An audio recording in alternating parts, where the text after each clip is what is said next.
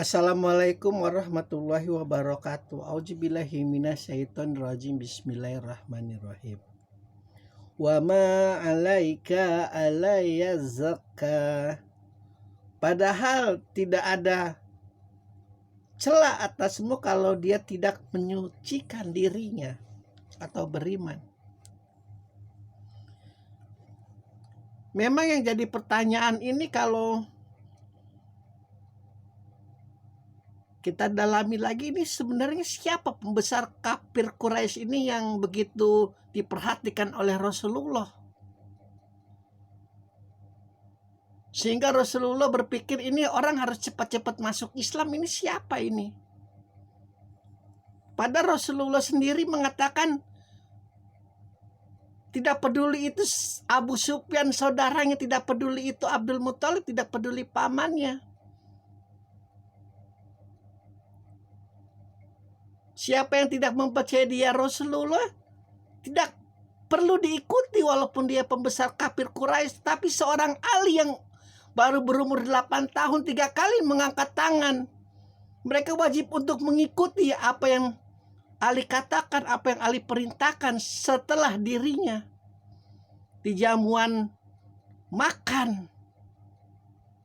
Ketika Rasulullah mentasbihkan dirinya adalah seorang nabi di hadapan pembesar kafir Quraisy, maka ini siapa ini pembesar kafir Quraisy yang begitu Rasulullah pedulikan untuk masuk Islam? Ini siapa? Sementara yang paling kafir, yang paling besar itu Abdul Muthalib, Abu Thalib, Abu Sufyan itu sudah diajak makan. Ini logikanya siapa ini biang kerok ini? Rasulullah yang begitu cerdas, yang begitu tinggi akhlak, yang begitu intelektual, kok bisa-bisa peduli dengan satu orang ini siapa? Sementara pembesar-pembesar kafir Quraisy itu kerabatnya. Rasulullah itu masih keturunan ningrat, keturunan bangsawan, bukan kaum gembel. Namanya itu masih dihormati karena masih bernasab dengan Ibrahim dari Ismail. Lalu kafir siapa ini biang kerok ini? Ya sampai di pikiran Rasulullah untuk menghinakan seorang buta yang meminta pencerahan di hadapan ini siapa?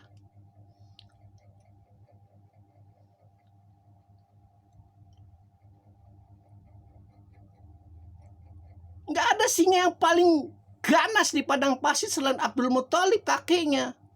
Muhammad itu dalam pelindunganku. Selai rambutnya jatuh, kupenggal kepalamu coba. Kode etik zaman dulu begitu. Kalau jagoannya udah ngomong, itu orang aku yang lindungi, jangan macam-macam kalian. Nggak ada yang berani ngutak-ngatik. Lalu pembesar siapa yang lebih hebat dari Abdul Muthalib? Kalaupun ini ceritanya sudah meninggal pamannya dan Abdul Muthalib pelindungnya, meskipun Khadijah sudah meninggal, biang kerok siapa? Memang orang jahat itu umurnya panjang, apa mungkin ini Abu Sufyan?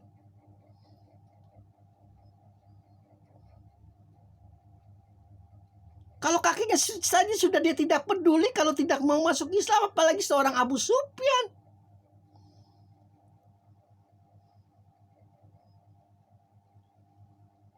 Karena Allah jelas-jelas mengatakan, engkau tidak akan terhina Muhammad kalau dia tidak mau mencucikan diri, juga tidak akan terhina. Masa Allah ngomong seperti itu kepada Rasulullah yang di ayat-ayat lain begitu dimuliakan olehnya, namanya sejajar dengan dirinya.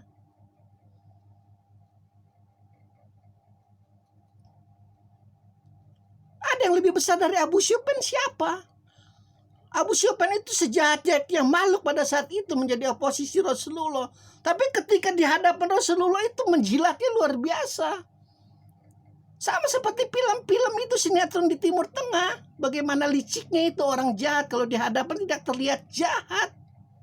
Seperti itu kelakuan Abu Sufyan. Karena tahu itu dia macam-macam, nanti mungkin Duniaru di dunia apapun yang dia percayai dengan kekafirannya, dengan penyembahan berhalanya, Abdul Muthalib mungkin nanti marahnya luar biasa kepada dia.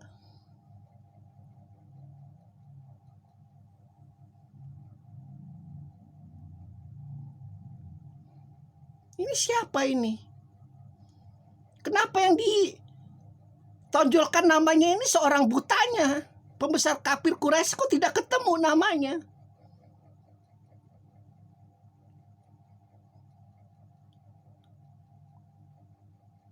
Kenapa orang miskin yang paling gembel malah ketahuan namanya Abdul Atim? Sementara yang kerok ini kafir Quraisy yang menjadi pikiran Rasulullah untuk disucikan, untuk diislamkan, tidak ketahuan namanya. Kan jelas-jelas ini pilih kasih tebang pilih.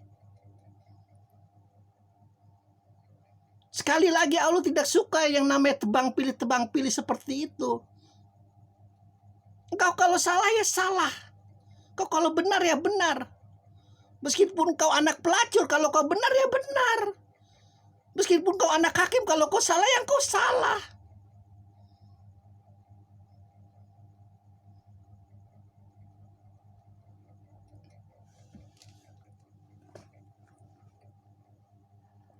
Peringatan engkau bagi siapapun yang mendapat cap ustadz, mendapat cap ulama, mendapat cap kiai, apalagi ayatullah, apalagi imam, apalagi wali, apalagi. Ilmumu itu untuk seluruh, bahkan bukan hanya manusia, jin datang pun kau harus beri ilmumu. Setan marah kayangan datang pun kau harus beri ilmumu. Saking hebatnya ilmu kegaiban yang jika Allah sudah bukakan itu ya seperti itu. Bukan hanya seorang buta nanti akan meminta bantuanmu, bukan. Yang paling hina lagi, yang lebih hina dari orang buta pun nanti pasti akan datang. Apalagi jika namamu besar, tergaung di mana-mana kebijaksanaan, kepakihanmu, kealimanmu, yang belum tentu engkau sepakih yang manusia pikirkan, sealim yang manusia pikirkan, sebaik yang manusia pikirkan.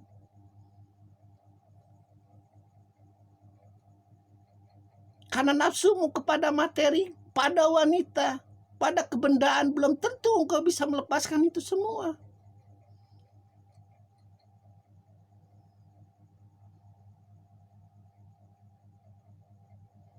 Engkau secerdas apapun kau habis lulusan pesantren, lulusan S3, lulusan tai kucing segala macam, engkau tidak ada urusan dengan para pembesar-pembesar mereka.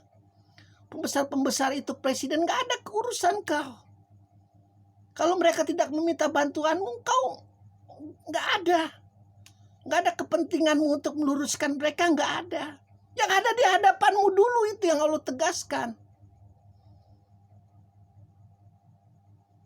Kalau kau sudah bereskan yang ada di hadapanmu itu,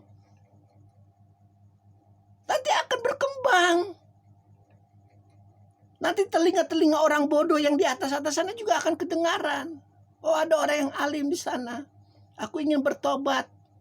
Bagaimana caranya, mungkin dia bisa bantu. Begitu. Jangan kau ujuk-ujuk ke halaman istana presiden, istana menteri. Musa aja ke hadapan Firaun itu hampir berpuluh-puluh tahun baru bisa menghadap ayahnya sendiri. Beradu diplomasi, beradu debat tentang ketuhanan. Padahal dia anaknya.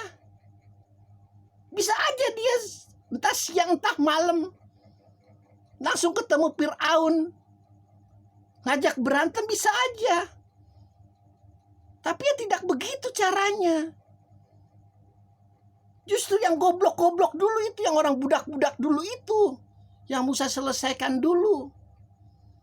Kalau yang tolol-tolol di bawah itu sudah benar, baru dia bisa punya hak untuk bertemu ayahnya Firaun yang sangat zalim. Enggak ujuk-ujuk langsung ke presiden, siapa? Seorang nabi aja seperti itu kok.